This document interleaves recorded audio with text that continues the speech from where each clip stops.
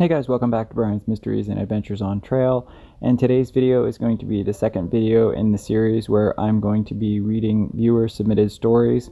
And if you're interested in submitting a story to me, a true story that happened to you, you can find my email in the About section or in the description of this video. And I will be reading these stories in the first person, and please stick around to the end for some important information, announcements about merch and other things like that.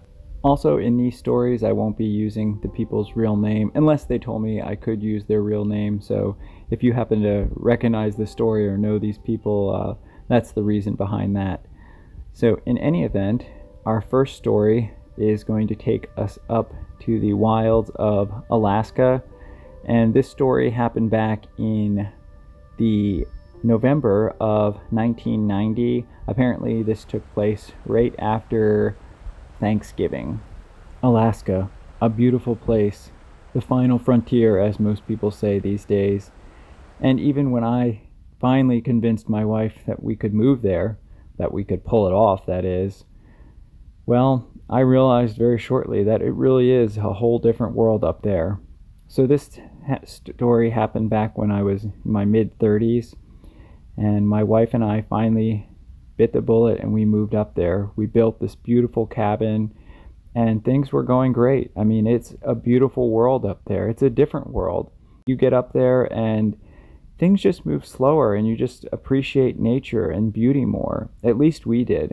The first few months that we were there, it was just like something out of a dream. We had both come off working high corporate jobs and we were just burnt out, and we were always big enthusiasts and lovers of the outdoors, and we were just looking for something different. And this is what ultimately brought us up to Alaska. Now, I will say, for those that are curious, it's not all peaches and cream. Depending on where you move in Alaska, it can be hard to even get electricity out to where you want to live. And we wanted someplace really off the grid. So we picked a place that's in central Alaska, and it is really off the grid. It took us several months just to get our water and electricity up and running. And there were a lot of moments where I missed my home life, sitting and watching the snow fall in the street lights. That was always one of my wife's and I's favorite thing to do, just sit out on the front porch and watch the snow.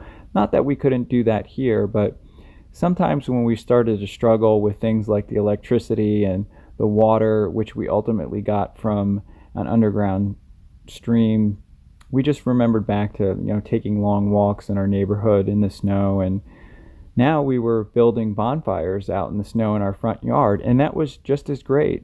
But what I'm saying is that it does take anybody some time to acclimate. At least it did with us. I know some people are just born in the outdoors and they love it their whole lives, but it did take us some time to acclimate up here. But as we did, it just was more and more to our liking. I mean, the wildlife, just in itself, we would wake up some mornings and see wildlife we had never seen before just in our front yard.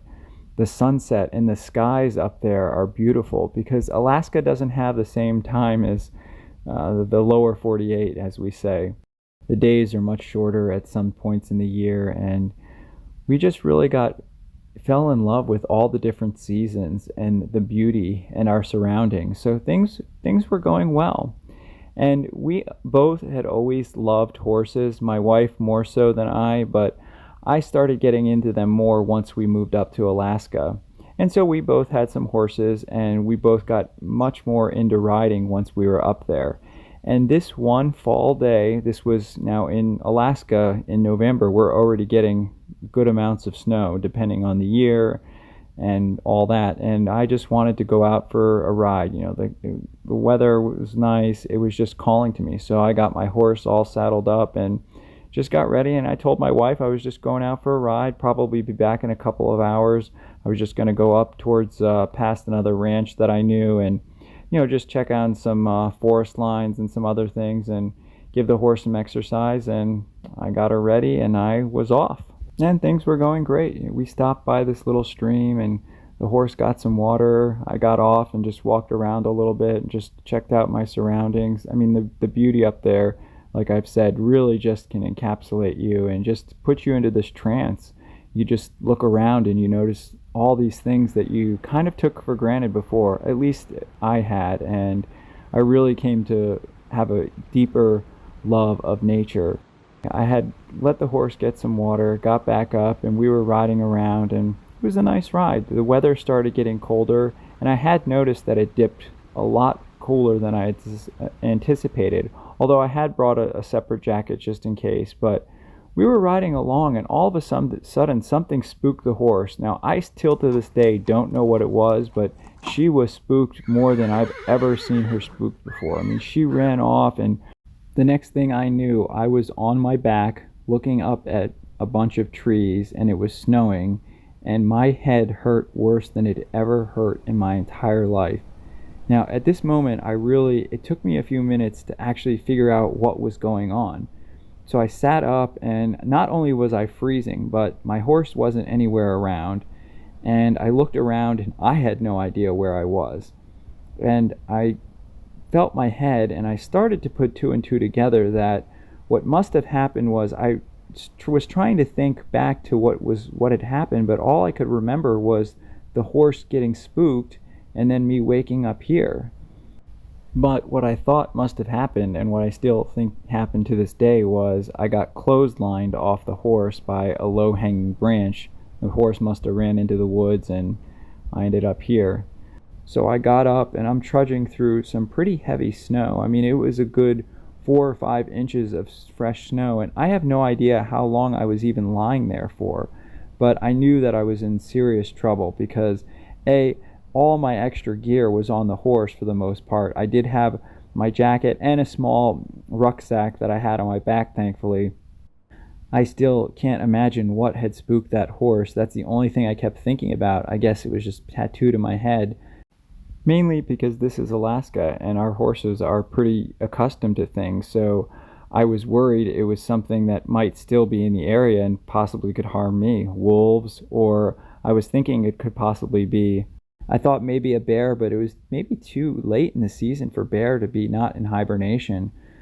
But as I trekked along, I mean, I was trying to figure out how I was going to get out of wherever I was. I had no sense of direction. It was cloudy, so I couldn't even see the sun. It was starting to get dark, and I was already feeling like I was starting to suffer a little bit of hypothermia. Luckily, I found a little stream that wasn't frozen over, but seriously, drinking that water was beyond painful. It was just probably right at the freezing point or a little bit above, but I knew I had to stay hydrated. And now I'm just wandering aimlessly through these woods, and every once in a while I'd come to a clearing, but I really had no idea where Sally had taken me on her wild ride, or where she had gone off. I mean, there was one time I was thrown off during the summer, and she came right back, so I was worried for my horse too. And now night was setting in, and I knew I was in for a hellacious night, because it's cold then. It's brutal in the Alaskan winters at night. And this was late November, so it was already very cold.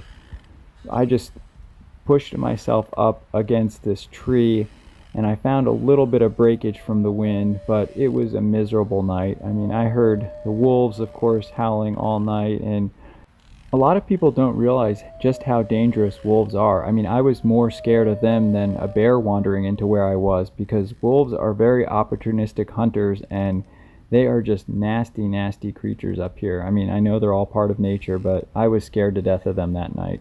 I really couldn't sleep at all. It was still snowing and windy, and I was just shivering to the point where I thought I was going to shiver to death. So I knew I was really in trouble, but thankfully, with the morning sunrise, it really kind of gave me a little bit of lifted spirits and just helped me to keep moving faster to get blood circulating through my body, and that really did help.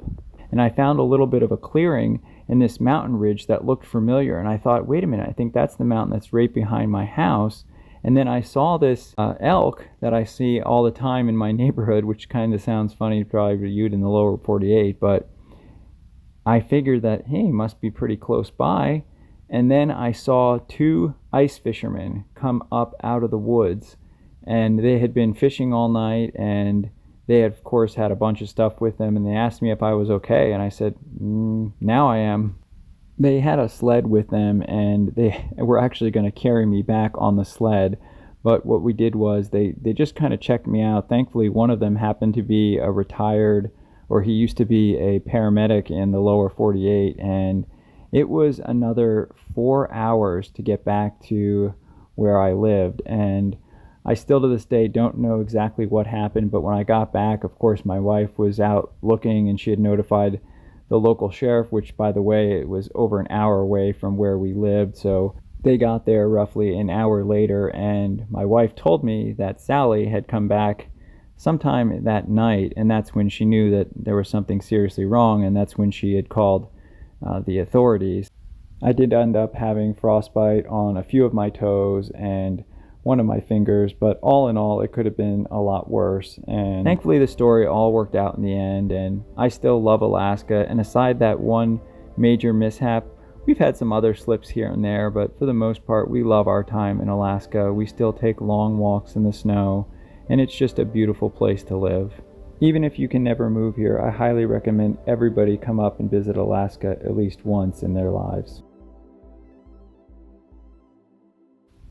In 2018, some of my friends convinced me to head out and try part of the Pacific Crest Trail, and so I did. I got in my truck, and I went out and I went to Palm Springs.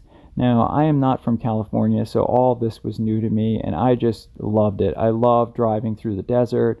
I loved the dry desert air, the stars at night. I mean, I was just in hog heaven, as they say. I am from the East Coast, so this was just a dream come true. I had never been to California, so not only was this my first time to California, but it was the first time I was going to be attempting the part of the Pacific Crest Trail. My plan was to hang out in Palm Springs for a while. I had another friend that was supposed to meet me there, but she ended up not being able to come, so I was just hanging out and exploring different areas. I rode the tram in Palm Springs and just sort of enjoyed my time there as best I could, and things that I could find to do that I'm sure that somebody living there, my friend, she would have been able to show me a lot more things, but I still found a bunch of stuff to do, and it was great.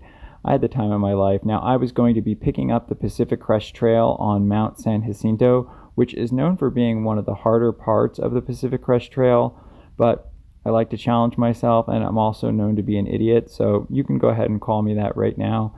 So Mount San Jacinto is right above the Whitewater and Cabazon area, and I got up onto Mount San Jacinto through the town of Idlewild, and when I was coming down the mountain, there was still snow, but I made it down the mountain okay, and then I got into this area of Whitewater, which was a stark contrast to what I had just gone through on Mount San Jacinto, so I was feeling pretty good about myself.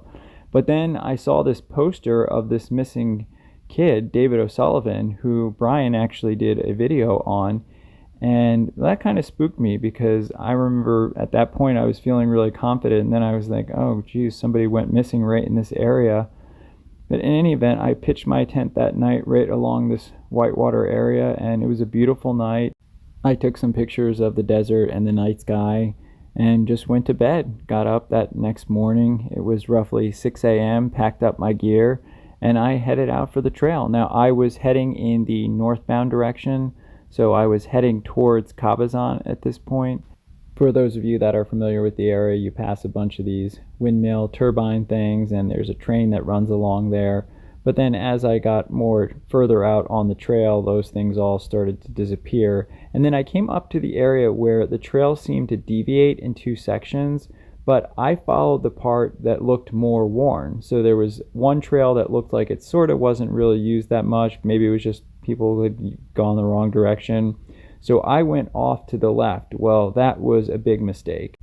I would later learn that this is actually a hunting trail, and this trail, if you keep following it down, which I did, it leads you into these big canyons, which unless you have the proper gear or are a good climber like myself, it is impossible to get out. Now, in my defense, at the time, there wasn't a PCT sign at that junction marking it, and there is a sign there now. However, when I was there, it wasn't there, so it was a very easy mistake to make, especially since I didn't have a GPS device that I was using. In any event, I got into this Canyonland type area, and at first I didn't think there was anything wrong. I thought I was on the PCT, But then I knew something was wrong. I stopped seeing people, you know, and I would see people now and then on the trail. So I just knew that I'd made a terrible mistake, and I was really scared because I looked around and I had gotten myself down in this canyon and it was just crazy. And I thought to myself, how did I let myself get so far down here? But that's the thing, when you're on a long distance hike like that, sometimes you're just hiking along and you just kind of get in the zone, and it's easy sometimes to make a mistake because you're just putting one foot in front of the other constantly. So honestly, in this situation, if I didn't have the climbing skills that I do have, and thankfully, since I wasn't doing, you know, a 500-mile hike, I was only going up to Tehachapi, I had thrown one of my climbing ropes in my bag because I didn't have a ton of other gear, and my chalk bag. But if I did not have that stuff with me, and even with that, I mean, I didn't have my climbing shoes. It was very, very hard to get out of this area. I mean, it took me, I don't know how many hours, because I don't even like to think about it, because it was just such a scary time. Because really, if I had fallen once, it would have been over. And the whole time I was thinking, like, this might have been what happened to David O'Sullivan, because it was so easy to miss that part of the trail. But thankfully, I was able to get out of there and find my way out of these canyons. Once I was up at the top, it was easy to find my way back out to the main area. And once I reached the nearest town, I got an Uber and they took me back to my truck. The sparkling glitter of California no longer looked as shiny at that point, but nonetheless, I drove up to Tehachapi, where I met up with some of my friends that came down from the Bishop area. They had been hiking up there, and of course, we met up. We talked about our trials and tribulations. I told them about my misadventure, and they couldn't believe it. And they had heard about David O'Sullivan as well the year before, and they agreed that could very well be what happened to him as well. And I did send a message to the Facebook group in one of the links, just suggesting that that area be searched, but apparently a bunch of people had already searched that area. But I'm just glad that I was able to make it out okay, especially after I started following Bryan's Mysteries and Adventures, because I saw a bunch of different videos that were centered around Main San Jacinto area and how many people had gone lost or missing in that area. After finding his channel, it was crazy because I watched a few of those videos, especially the one on David O'Sullivan, and it just brought back so many memories of my terrifying experience. So I wanted to share it with all of you, and I sent it in to Bryan, and he said we share it with you guys. Hey guys, well, that's the end of today's video. I hope you guys enjoyed it. Thank you so much for watching, and please let me know if you have any suggestions for your stories or cases. You can email me those. I'll have that information in the description. Special thank you to co.ag for providing the background music, and I'll see everybody in the next one. Take care. Hey everyone, thanks for sticking with me till the end. So like I said about the merch, so what I'm going to do is I'm going to partner with one of those merch places so that I can have the ribbon at the bottom of my channel, so that you can guys can buy like a hat, a mug, or maybe a t-shirt. And then what I'm going to do is every year I'm going to do a special piece of merch that I do myself, like the calendar or something like that, or something that we can all decide on, and I'll sell that just like I did the calendars. Now I have sold out of the calendars, but if I can get enough people, I have to order at least 20. So let me know if anyone out there still wants one and I can get more ordered. Alright guys, see you in the next one.